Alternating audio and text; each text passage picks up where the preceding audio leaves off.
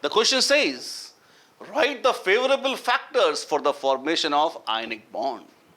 Right? The favorable factors for the formation of ionic bond. And what are the favorable factors? First of all, please appreciate what is ionic bond.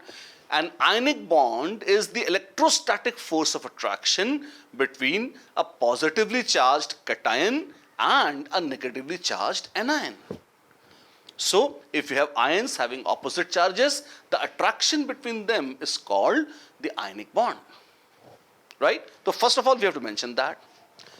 We have to define what is an ionic bond. And then, what are the conditions which are favorable for formation of ionic bond? Very simple.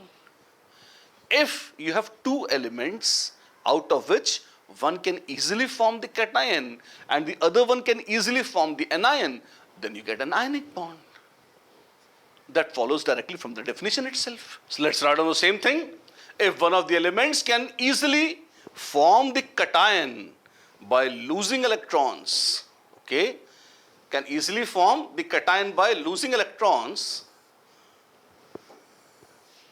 while the other one can easily form the anion by gaining electrons, then the ionic bond can be formed very easily. If this is simply a short answer, this much is sufficient. But in case it's a bigger answer, you can add two more sentences. What is it which ensures that the atom can easily lose electrons? What is it which ensures that the atom can easily gain electrons? So if you want a longer answer, you can add this portion. Now tell me, which atom can easily lose electrons? The next portion you need to add. So, atoms with low ionization energy. Atoms with low ionization energy. And which are the atoms which have low ionization energy? These are typically metals. Atoms with low ionization energy, that is metals, can easily form cations. Is that the case? Yes, of course. They can easily form the cations. And atoms with high electron affinity. Atoms with high electron affinity can easily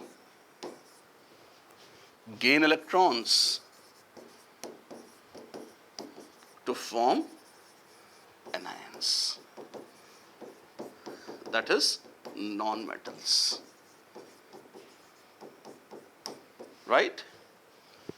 So if there are atoms with low ionization energy and they are reacting with atoms having high electron affinity, that means metals are reacting with non-metals. Simple. Then they tend to form ionic bonds. So metals with non-metals tend to form ionic bonds. And I think whenever the NCERT asks you a theory question like this, you can take an example also. For example, if sodium, or if sodium is very common, take calcium. If calcium reacts with chlorine, oh wow, what do we get? Well, calcium reacts like, calcium can give away 2 electrons. So calcium had 2 valence electrons and it can form simply calcium cation. And each chlorine atom, how was this? See, Cl, Cl. This is chlorine molecule. And once this receives 2 electrons, that means 1 electron can go to this, 1 electron can go to this. So I will get Cl.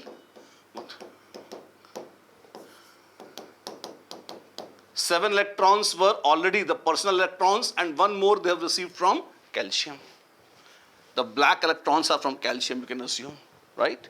So you get chloride ions like this. Wow. So calcium is being surrounded by chloride ions? Yes.